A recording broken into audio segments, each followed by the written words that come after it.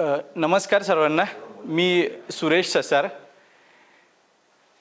आणि actually sir म्हटलं होतं की नैसर्गिक शेतीवर बोला, पण मी वन्यजीव रक्षणासाठी देखील काम करतो. तर तुम्हाला वन्यजीवांच्या बाबतीत आणि नॉर्मली आपण सगळे आहे ना निसर्गाकडून असं ओढून घेत असतो.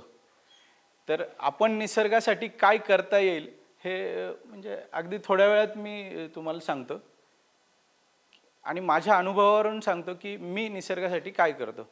तर सगळ्यात पहिल्यांदा वसुंधरा स्वच्छता अभियानमध्ये शैलेंद्र पटेल जी असेल, विनोद काका असेल, आम्ही सगळे एकत्र काम करतो. याच्यामध्ये शुद्ध हवा, शुद्ध पाणी, शुद्ध अन्न या गोष्टींसाठी आम्ही सगळे एकत्र काम करत असतो. तर याच्यामध्ये शुद्ध अन्नासाठी त्यासाठीच नैसर्गिक शेतीकडे मी काही वर्षापूर्वी वळलो. शुद्ध हवेसाठी आणि शुद्ध पाण्यासाठी ॲक्च्युली शुद्ध हवेसाठी आम्ही टेकड्यांवर झाडं लावायला चालू केली आणि 30 ते 40,000 झाडं लावून आम्ही ती जगवली आणि आज ती मोठी होत आहेत. तर याच्यामध्ये मामा आम्ही सगळे एकत्रच काम करत असतो.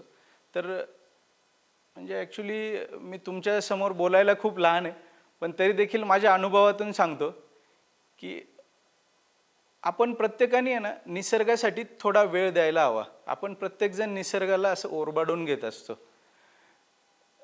तर निसर्गासाठी तुम्हाला काय काय करता येईल किंवा मी काय करतो हे तुम्हाला थोडक्यात सांगतो की निसर्ग वाचवण्यासाठी जेव्हा जिथं कुठं वणवा दिसेल आम्हाला, तर मी आमचे व्हॉलेंटियर घेतो आणि तो जाऊन वणवा विझवतो. पूर्ण महाराष्ट्रभर आपण व्हॉलेंटियर तयार केलेत. कुठलाही वन्यजीव कुठेही धोक्यात असेल त्यावेळेस आम्हाला कॉल येतो आणि आम्ही तिथं जातो आणि त्या वन्यजीवांचा प्राण वाचवतो. त्याला परत निसर्गात सोडतो. जखमी असेल तर त्याच्यावर उपचार करून त्याला परत निसर्गात सोडतो. तुम्हाला असं वाटत असेल की म्हणजे वन्यजीव, तर त्यातल्या त्यात सापांचे रेस्क्यूचे कॉल आम्हाला खूप असतात.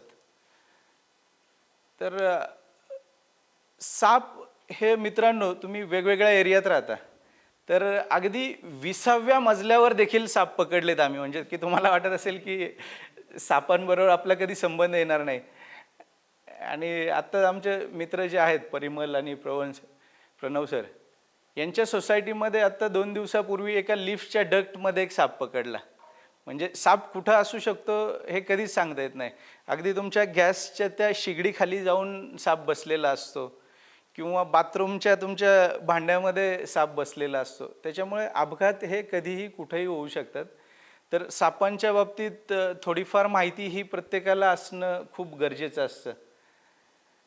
तर हे अशा प्रकारे आम्ही साप वाचवण्यासाठी प्रयत्न करतो. सापांच्या बाबतीत जनजागृतीसाठी देखील प्रयत्न चालू असतात. नैसर्गिक शेतीसाठी प्रयत्न चालू असतात. त्याचप्रमाणे या मुळशी तालुक्यात आता आपण बसलेलो आहोत. मुळशी तालुक्यात आमचं सुसगाव हे पहिलं गाव.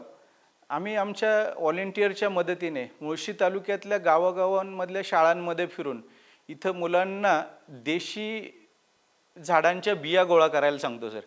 आणि अशा देशी झाडांच्या बिया गोळा करून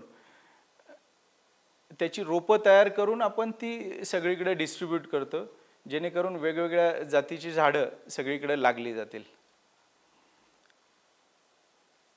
ठीक आहे, धन्यवाद. मामा सांगतील.